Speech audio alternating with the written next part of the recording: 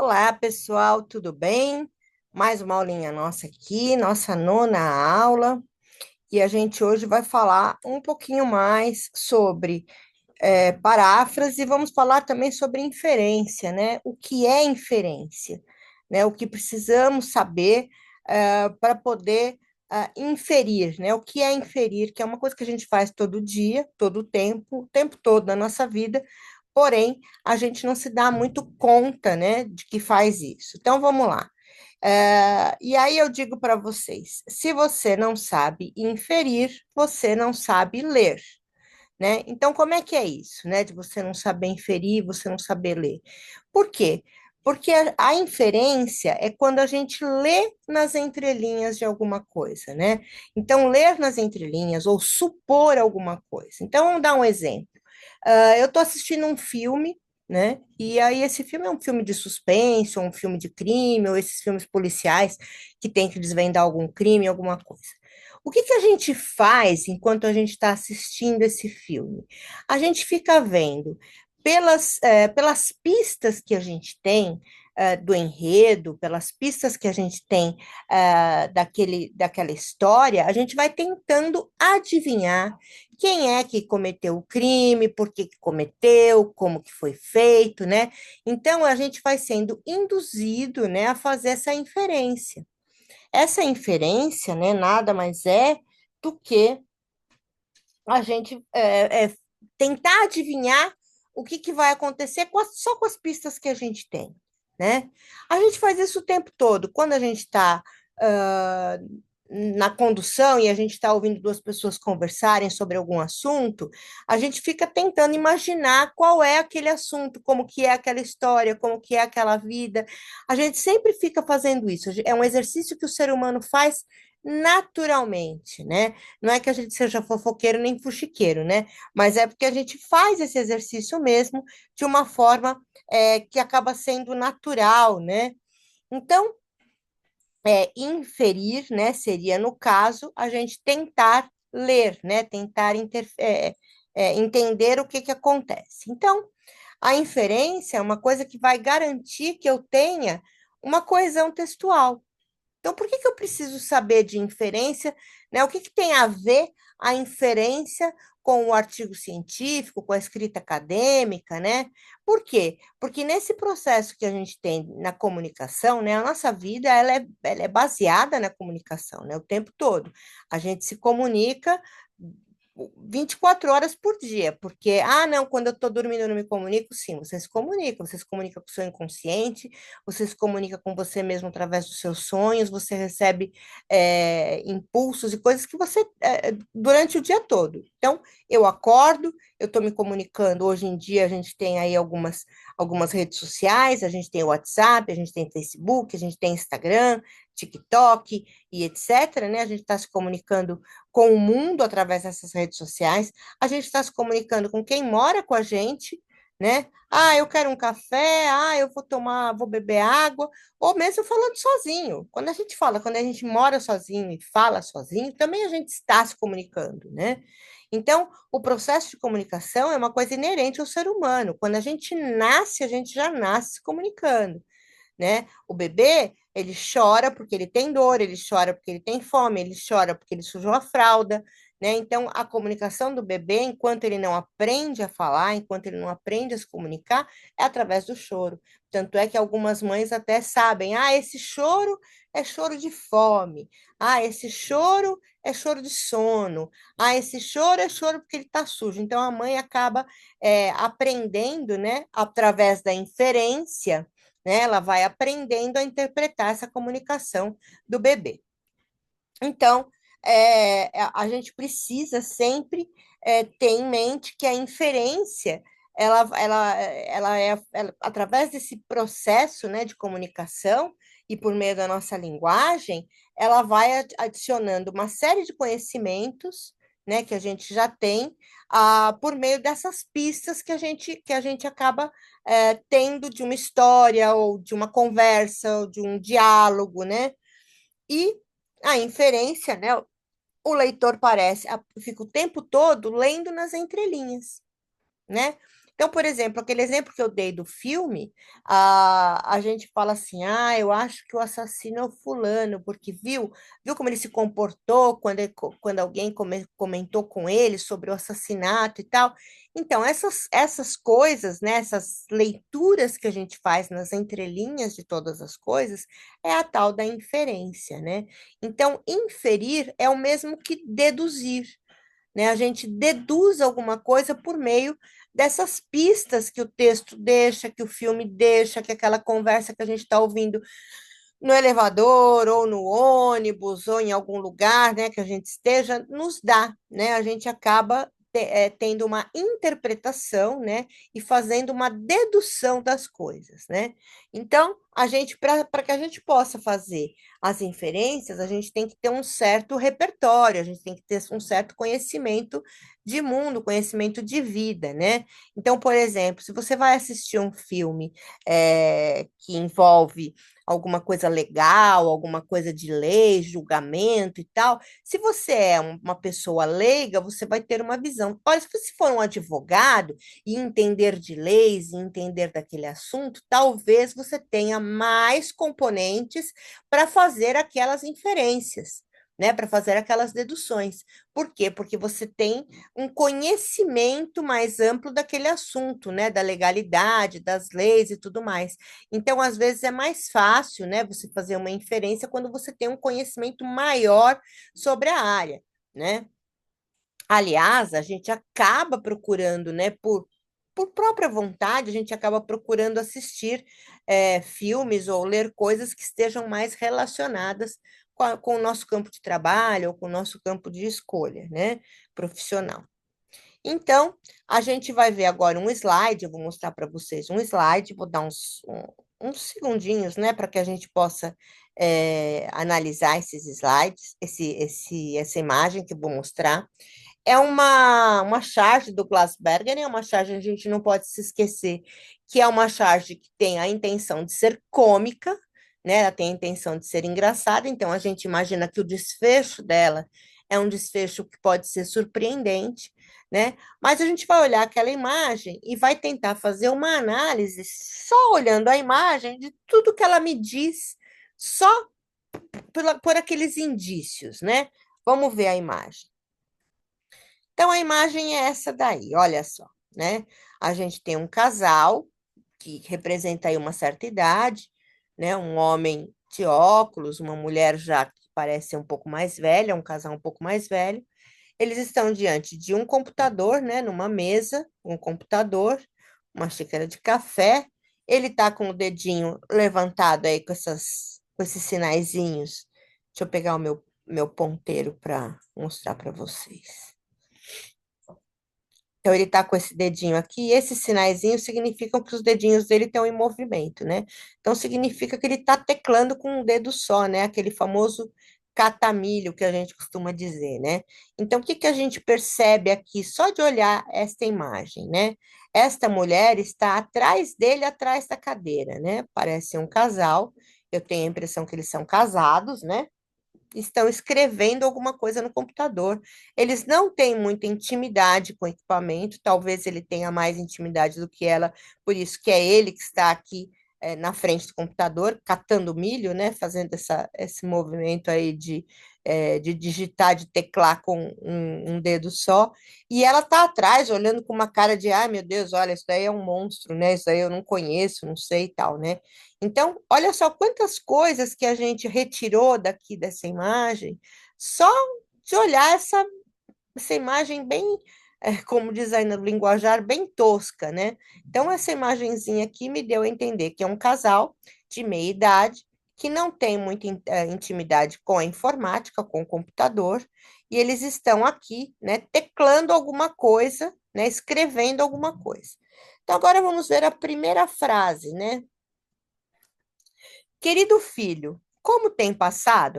Então agora já temos mais uma pista. Eles estão aqui, provavelmente compraram esse computador só para se comunicar com esse filho que provavelmente mora longe, né? Olha, a primeira coisa que eu tenho, o primeiro indício que eu tenho é que, querido filho, como tem passado, eles estão se comunicando com um filho que não mora com eles, que está vivendo longe, que eles têm saudade, que eles querem conversar, que eles querem saber. Então, provavelmente, eles têm esse equipamento mais mesmo para poder se comunicar com esse filho, né?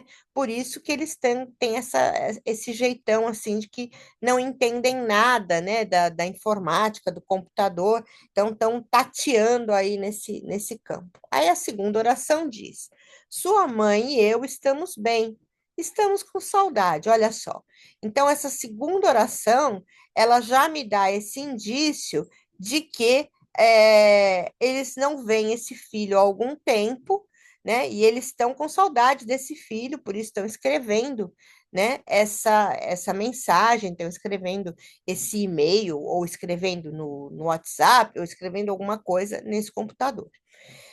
Acontece que isso é uma charge cômica, né? E agora, na terceira oração, vem o desfecho, e esse desfecho é o desfecho que vai dar o tom engraçado para essa charge. A gente pode esperar tudo, né?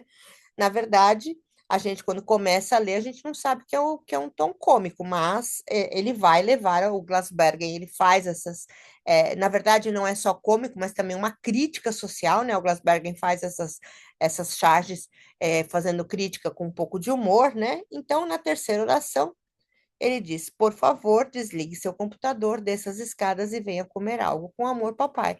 Olha só, né? É o que quebra, né? O que rompe aquela nossa expectativa é que, na verdade, esse filho não mora em outro lugar, não mora em outra cidade, não mora longe deles. Na verdade, esse filho vive trancado dentro do quarto, no seu computador, vivendo sua vida, né? Ou jogando, ou conversando com amigos, ou vendo pornografia, ou sei lá eu fazendo o quê, e nunca se comunica com os pais. Os pais, para poderem entrar no mundo desse filho, compraram um computador para que pudessem, então, conversar com o filho por meio do computador, que era a linguagem desse filho.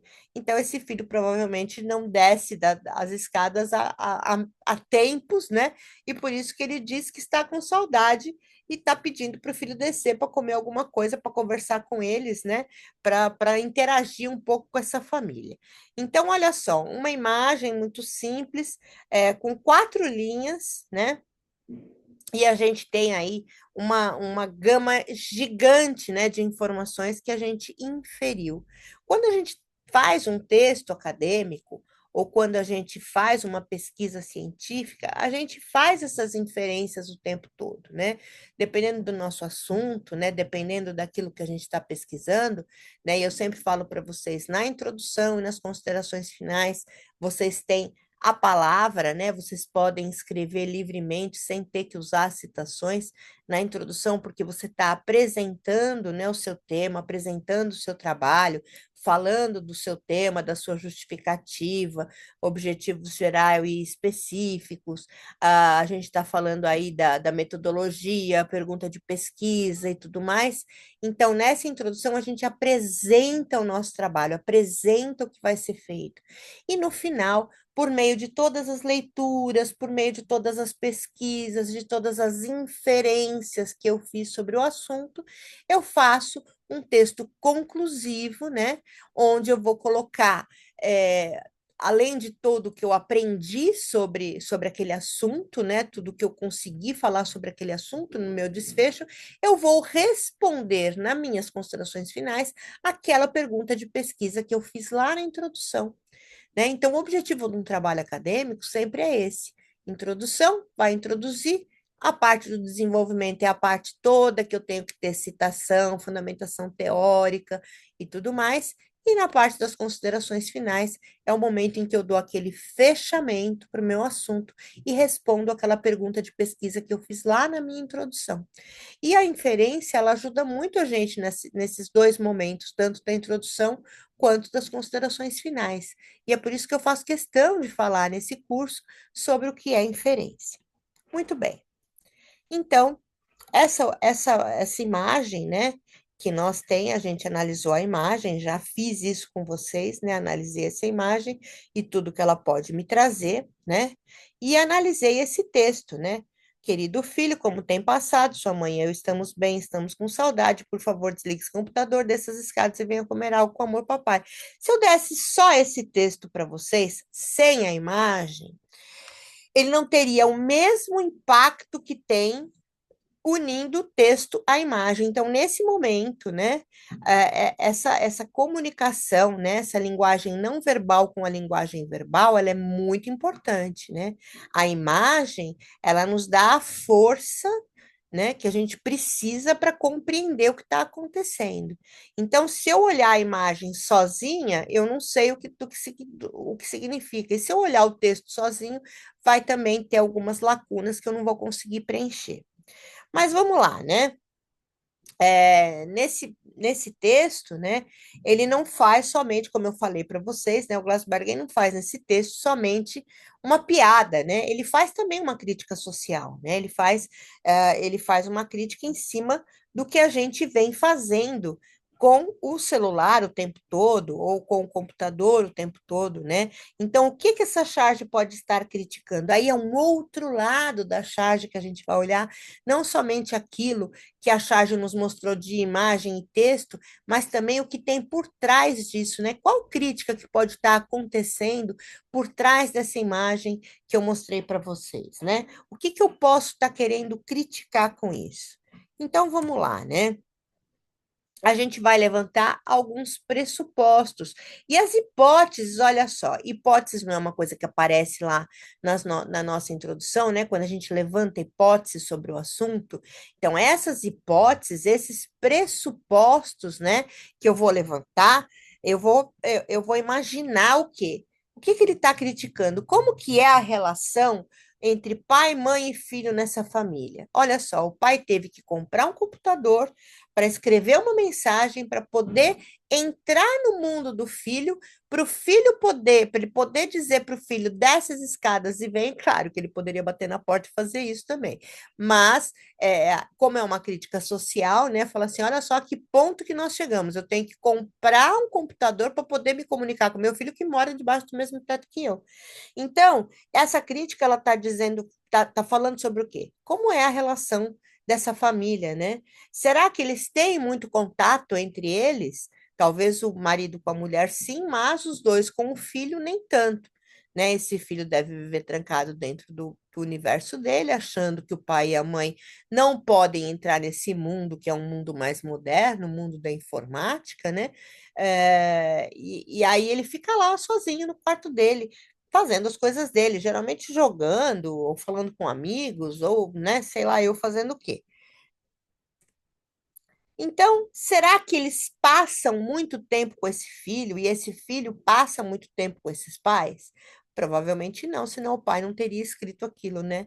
Estamos com saudade dessas escadas e venha comer algo, né? E se eles passassem algum tempo juntos, né? O que está nesse momento que está afastando eles é a tecnologia, né? A informática, as redes sociais, a internet, tudo mais. Então, isso está afastando, porque pai e mãe, até aquele momento, não tinham esse conhecimento tecnológico que o filho tinha. Então, o filho, por estar neste mundo, acabou se afastando do pai e da mãe, no seu computador, no seu mundo, com seus amigos, com seus jogos e com as suas coisas. Bom, então, é claro que não é normal a gente escrever um e-mail para um filho que mora dentro da própria casa, da mesma casa que a gente, para poder se comunicar, para chamar para jantar. Mas olha só, quem nunca fez isso, né? A gente às vezes está no quarto e alguém está na sala e você manda um WhatsApp querendo comunicar alguma coisa com alguém que está dentro da mesma casa que você. Eu já fiz isso várias vezes. Estou no quarto, meu marido está na sala e eu mando para ele uma mensagem, quer um café? Né? Vamos tomar um café, vamos bater um papo. Às vezes eu estou no quarto assistindo TV, assistindo alguma coisa, ele está na sala assistindo uma coisa diferente, e aí eu acabo mandando uma mensagem de WhatsApp dentro da mesma casa, né? Quem nunca fez isso? A gente acaba fazendo, usando essa tecnologia até mesmo para isso. Às vezes por preguiça de levantar, ir até lá e falar, quer um café? E se ele responde que não, né? E se eu quero tomar um café e ele fala assim, ah, deixa eu acabar de assistir esse episódio que eu estou assistindo, daqui 10 minutos a gente toma um café. Eu fico mais 10 minutos aqui no meu quarto assistindo alguma coisa e ele fica lá terminando de assistir o episódio que ele está assistindo, enfim. Aí daqui 10 minutos eu vou para lá e tomo café com ele. Então, essas coisas a gente já fez, né? Todo mundo já fez isso. Escrever uma mensagem no WhatsApp para alguém que mora dentro da mesma casa, né? Isso acaba sendo normal. Não deveria ser, mas acaba sendo normal, né? Será que o filho é mais antenado que os pais da tecnologia? Sim, claro que é.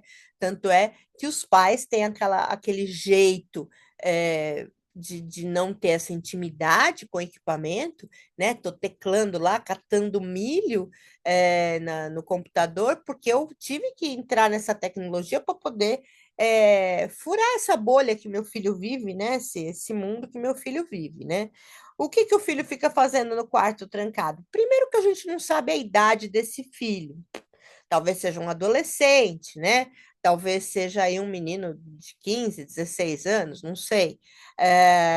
Também tem o lado perigoso, né, das redes sociais e com esses adolescentes que acabam se envolvendo com pedófilos, né, sem saber e tal, tudo mais. Então tem essa coisa hoje do controle parental que tem nas redes sociais, que tem na televisão, né?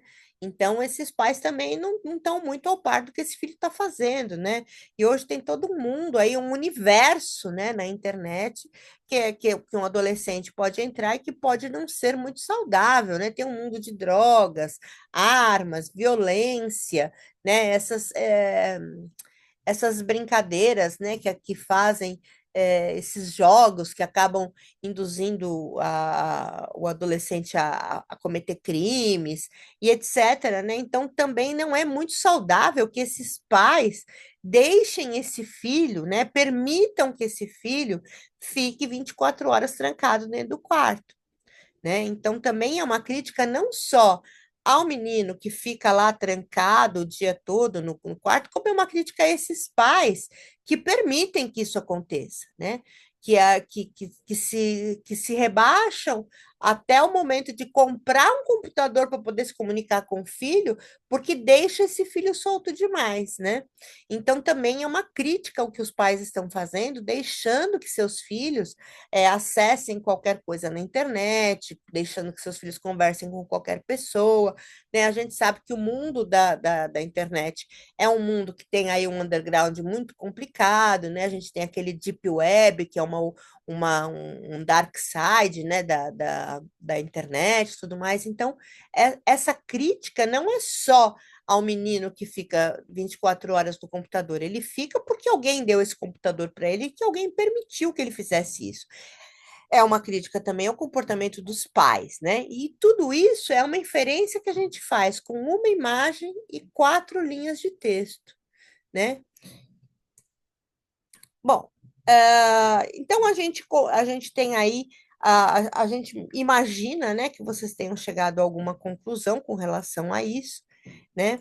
E aí eu trouxe algumas imagens aqui, né, que são imagens da modernidade, que podem nos ajudar a entender um pouco mais o que que essa crítica, né, que esse autor está fazendo, está levando. Então, vamos lá, né? A primeira imagem que a gente tem é essa aqui, que mostra 3 amigos tomando café. Ah, que legal, 3 amigos tomando café, cada um de olho no seu celular, né? Onde está aí a integração, a amizade, onde está aí o bate-papo e tal, se eles não são todos, estão só dividindo uma mesa, né?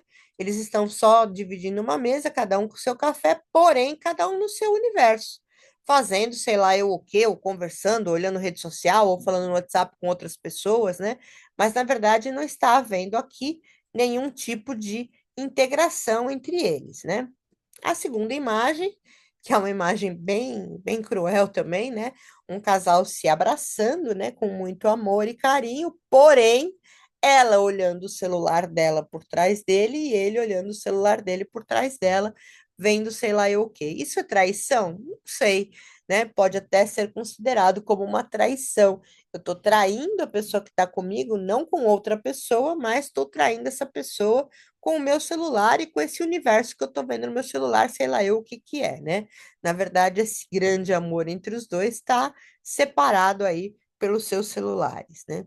Aqui também uma mesa onde a gente encontra aí 6 pessoas e todas as 6, né, cada qual com o seu celular na mão, né? Pode ser uma mesa de reunião, pode ser uma mesa de bate-papo, pode ser uma mesa do que quer que seja, mas cada um está aí com o seu celular na mão e no seu próprio universo. Então, às vezes, né, não basta que a gente fique em equipe, né, que a gente fique em grupo, sendo que cada um tem seu celular. Eu vejo muito isso hoje, né?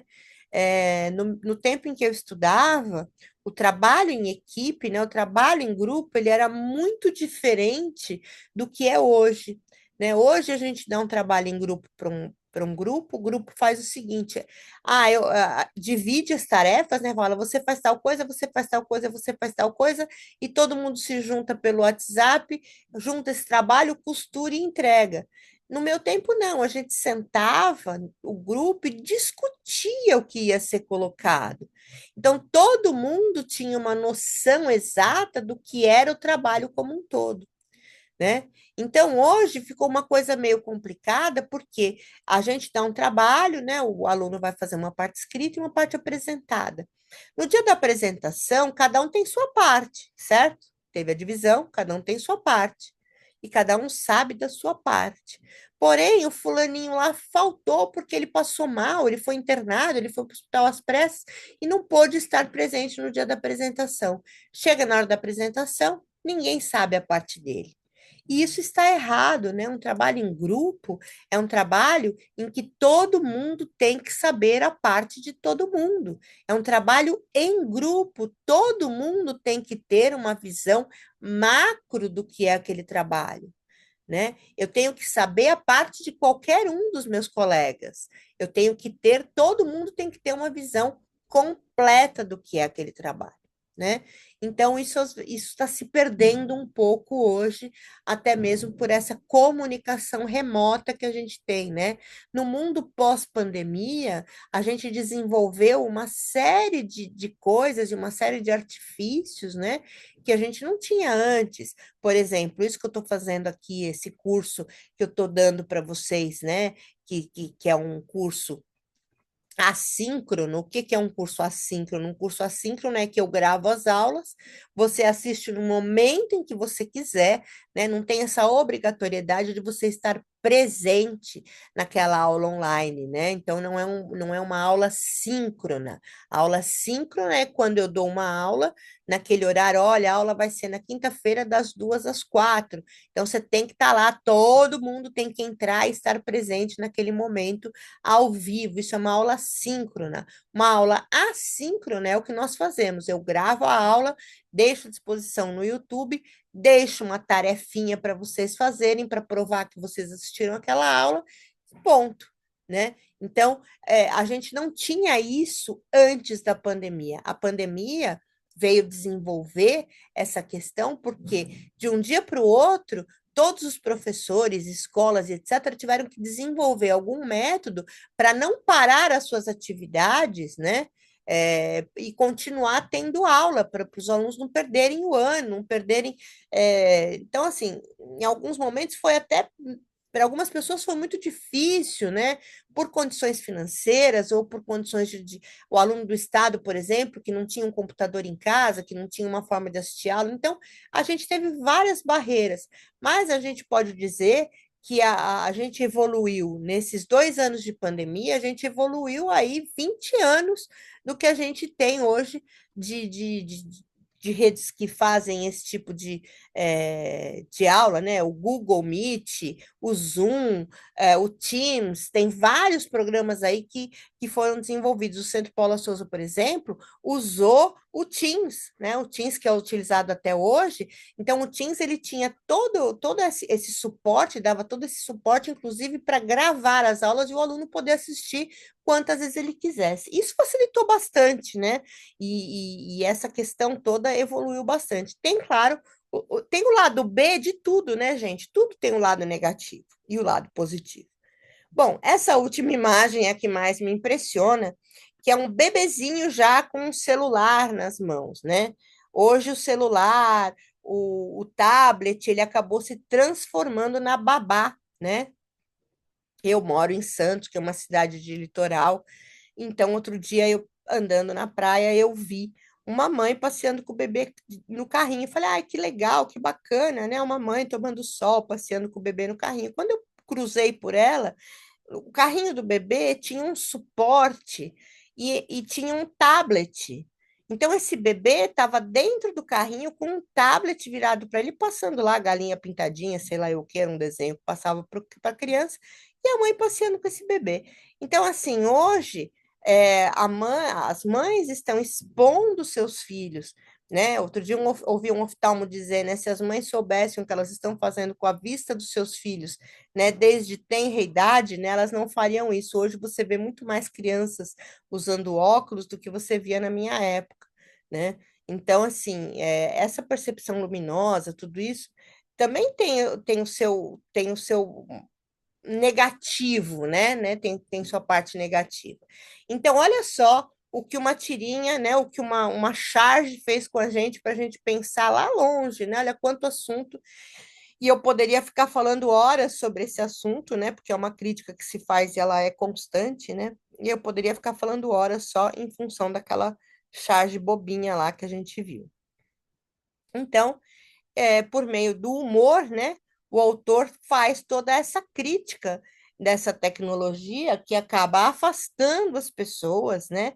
Inclusive nas relações familiares, que é o caso da nossa charge, né? Então, para realmente, né, para a gente interpretar um texto, a gente precisa fazer as inferências.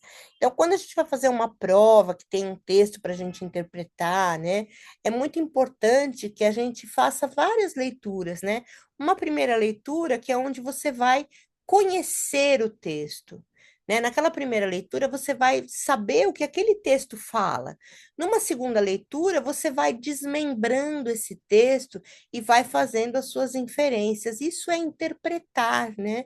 Quando eu pego um texto e vou desmembrando ele, fazendo inferências, né? Com o meu repertório de vida, com o meu repertório, né? Com o meu conhecimento, e eu vou fazendo isso, eu tenho, então, esse passo a passo é o que é interpretar um texto.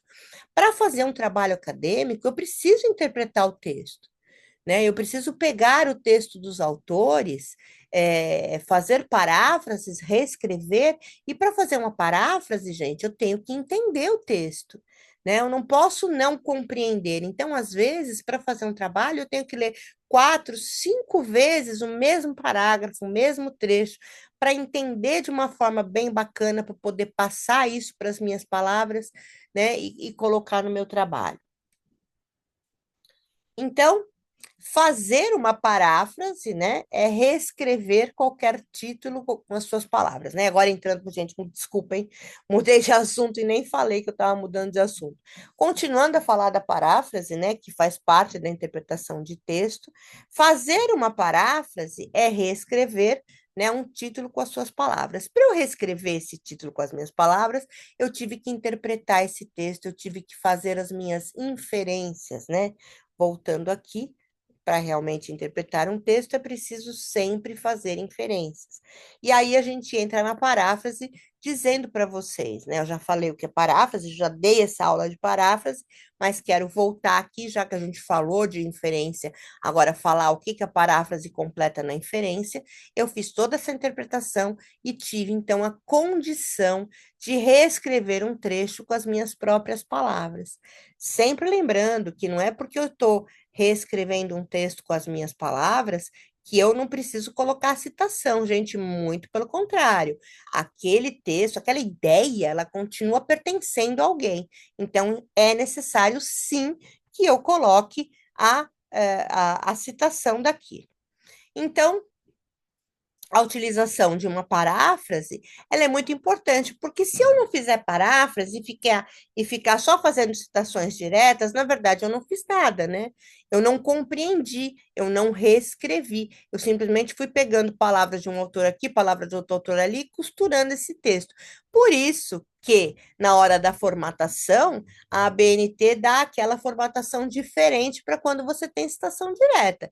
Porque aí, se você for um autor desses preguiçosos que fica só copiando o que os autores falaram, né, fazendo citações diretas, teu trabalho vai ficar muito visível, né? Isso tudo vai ficar muito visível no seu trabalho, porque ele tem aquela formatação de recuo de 4 centímetros quando você faz uma citação direta. Então, a gente sempre deve usar mais a paráfrase, a gente deve evitar fazer as citações diretas, né? Paráfrase é sempre o melhor caminho para que a gente possa fazer um trabalho acadêmico bacana. Bom, então aqui eu já dei o que é paráfrase, já dei exemplos, mas vamos lá retomar, né? Aqui eu tenho um texto original que é o seguinte: aprender sem pensar é tempo perdido. E aí eu faço uma paráfrase sobre isso, dizendo: é perda de tempo aprender sem pensar, né? Então eu só troquei algumas coisas de lugar, é uma frase pequena, não tem muito milagre para ser feito, mas eu poderia reescrever esse pensamento de várias formas diferentes.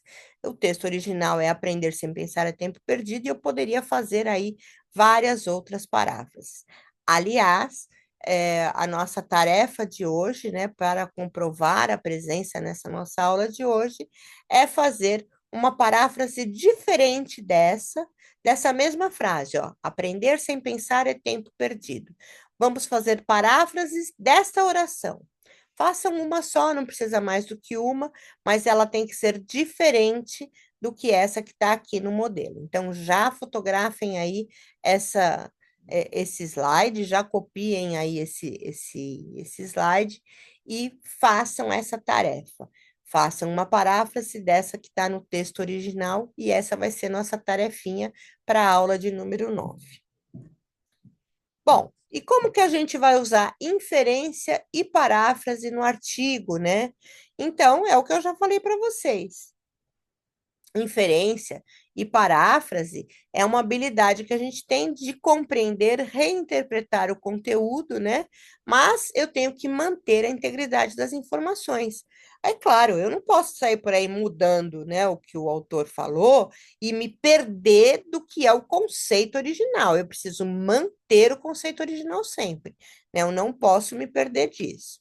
Então, para a inferência, ela nos traz uma compreensão profunda, né? Daquilo que a gente leu, né? Eu faço uma inferência, leio uma coisa, faço as minhas inferências, compreendo, né? E antes de realizar, eu tenho que compreender completamente o conteúdo daquilo que eu estou lendo para colocar no meu artigo, para colocar no meu trabalho, né? Tenho que identificar as ideias principais. Antigamente a gente pegava texto impresso, né? Hoje a gente não pega mais texto impresso, a gente pega direto na tela do computador, mas a gente tem também lá dentro do Word, a gente tem lá aquele artifício no PDF também de ir grifando com a canetinha amarela, né? Eu tinha vários marca-textos que eu lia muito, né? Tinha muito texto. Eu fiz faculdade de letras, né? A gente lia demais, né? Então eu tinha aqueles marca-textos que trabalhavam o tempo todo, tinha amarelo, cor-de-rosa, verde, né? Então a gente ia marcando no texto as partes mais importantes, né? Se você não tem marca-texto, também pode ser grifando com caneta, né? E grifando com lápis. Eu escrevia todos os meus textos, meus livros, eu escrevia tudo a lápis em volta, puxava setinha, né? Isso era muito comum de fazer. Hoje, com tudo digital, tem como fazer isso no digital também, né? Então, a gente também tem que encontrar algumas lacunas, né? A identificação das lacunas são as questões que não foram totalmente exploradas. Se eu vejo que tem uma lacuna naquele texto, tem uma coisa que naquele texto eu não estou encontrando, eu vou e procuro uma outra fonte que pode me preencher esta lacuna, né? Isso é fazer um artigo. Você pega o que um autor disse, mas, poxa, aquilo lá não está completo em cima do que eu quero falar, vou procurar outro autor. Vou procurar outra coisa que possa me ajudar, né? eu também uso, né, para contextualização, né? Eu vou ter que considerar um contexto amplo da minha pesquisa, né? Como que as minhas descobertas, ou como essas descobertas que eu estou tendo, elas vão se encaixar na literatura que já existe, né? Esse é o meu trabalho como pesquisadora. Eu vou ter que procurar fontes que me levem pelo caminho que eu quero. Ah, eu quero falar, né? Eu tô orientando um artigo que fala sobre cavas submersas, né? Que é um processo de dragagem no porto e tudo mais. Então, existe o time que é a favor das cavas submersas e existe o time que é contra. E aí eu perguntei para o grupo, o que que vocês querem? Vocês querem ser a favor ou contra? Ah, nós queremos ser contra. Então, vocês têm que procurar literatura em que encontre quais são as desvantagens de fazer esse processo. A gente tem que trabalhar em cima das desvantagens para poder confirmar o nosso pensamento, né? Então, isso é fazer um artigo. Então, qual é a relevância do nosso assunto para algumas outras áreas de estudo, né? A paráfrase, ela nos traz uma compreensão mais detalhada. Por quê? Porque para fazer uma paráfrase, eu preciso ter entendido completamente aquele texto. Eu não consigo fazer uma paráfrase, eu não consigo reescrever nada se eu não tiver um entendimento profundo daquilo que eu estou fazendo, né? Então, o que eu quero reescrever, eu preciso entender muito bem para não reescrever errado, né? Eu tenho que entender o significado, senão eu vou acabar parafraseando aquele autor e vou acabar passando uma informação errada. Desculpa, gente. A substituição de palavras, né, também é muito importante. Quando eu faço a paráfrase, eu fico substituindo as palavras por sinônimos. Vou organizando as minhas ideias de uma maneira diferente, mas acabo dizendo a mesma coisa. Olha só, né? Digamos que eu mande vocês assistirem um filme ou um vídeo qualquer e falo assim: agora escrevam para mim o que vocês entenderam, contem para mim o que esse vídeo fala. Se eu pedir isso numa sala com 40 alunos, eu vou ter 40 textos diferentes, porque cada um vai contar do seu jeito, com o seu repertório, com as suas palavras, né? Isso é parafrasear, né? Então, se eu conto um capítulo de uma novela, se eu conto um vídeo que eu assisti, ou se eu conto uma história, cada um vai contar do seu jeito. Se houve alguma coisa e 10 pessoas presenciaram um crime, um assalto, um atropelamento, um acidente, seja lá o que for, essas 10 pessoas vão contar de modos diferentes esse mesmo acontecimento, tá? Então, a gente, claro, tem que manter a lógica e a coesão, e sempre o centro da coisa, a alma do negócio, vai ser o mesmo. Mulher foi atropelada. Legal. Essa informação vai estar em todos os depoimentos, mas cada depoimento vai trazer palavras diferentes para contar, porque cada pessoa tem seu repertório, porque cada pessoa tem seu vocabulário e sua maneira de falar. Bom, a gente já está com 40 minutos de aula, eu vou tentar ir mais rapidinho, porque eu quero terminar essa unidade, né? Então, se a gente alterar a forma de expressar as nossas ideias, a gente não pode alterar o significado, né? Então, eu preciso escolher algumas coisas e ter algum conhecimento gramatical, né? Voz ativa, voz passiva, né?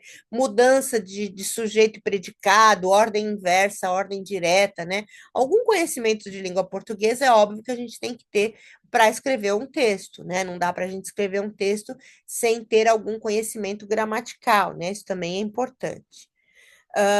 Tenho que conservar o mesmo tom e o mesmo estilo, né, no meu trabalho todo. Quando um autor, a gente logo, quando a gente é parecerista, avaliador de artigo, a gente logo percebe quando o autor ou copiou alguma coisa de algum lugar, ou houve mudança de autor, porque a gente vê que o estilo de escrever muda, né? Quem trabalha muito tempo com texto começa a entender, né? Começa a enxergar esse estilo de escrever de uma maneira mais estreita, né? Então, é fundamental que a gente preserve a voz do autor, né? Que a gente preserve o que o autor quis dizer, o que o autor quis ressaltar, o que o autor quis ter grifado lá no seu título. E sempre, claro, revisar, gente. A revisão do trabalho acadêmico, ela é fundamental, né? A gente primeiro precisa revisar as nossas palavras para ter certeza que a gente disse a coisa certa com outras palavras, mas que a gente disse a mesma coisa, que deu para entender o que o autor quis dizer. E a revisão gramatical e ortográfica, gente, é muito importante fazer isso. Hoje o Word faz isso para a gente, claro que não é 100% garantido, mas o Word faz, o ChatGPT faz, tem vários programas aí que a gente pode utilizar para fazer revisão gramatical e ortográfica. É muito ruim quando a gente entrega um trabalho com erros primários, né, de ortografia ou de gramática, erros de concordância, né, falta de plural e etc. É muito ruim, gente. Então, procurem sempre fazer essa revisão, né? E a gente precisa ter ética também, né? Quando a gente vai reescrever algumas informações de outra pessoa, a gente precisa sempre dar o crédito nas fontes originais. Eu nunca posso copiar nada de alguém e dizer que é meu. Eu preciso sempre citar. Por isso que o trabalho acadêmico, eu digo sempre que a alma do trabalho acadêmico é a citação, né? E isso é ética, né? Isso é você ter a ética de citar quem é o dono daquela ideia. Bom, a gente termina essa aula por aqui, né? E logo a gente volta aí com uma aula nova, ainda essa semana. Tá bom, pessoal? Muito obrigada por assistirem essa aula. Não esqueçam de fazer a tarefinha ali. Eu vou colocar agora já no Teams para que vocês possam fazer essa para que vocês possam já fazer essa tarefa e a gente contar essa presença, tá bom? Muito obrigada, boa semana para todos.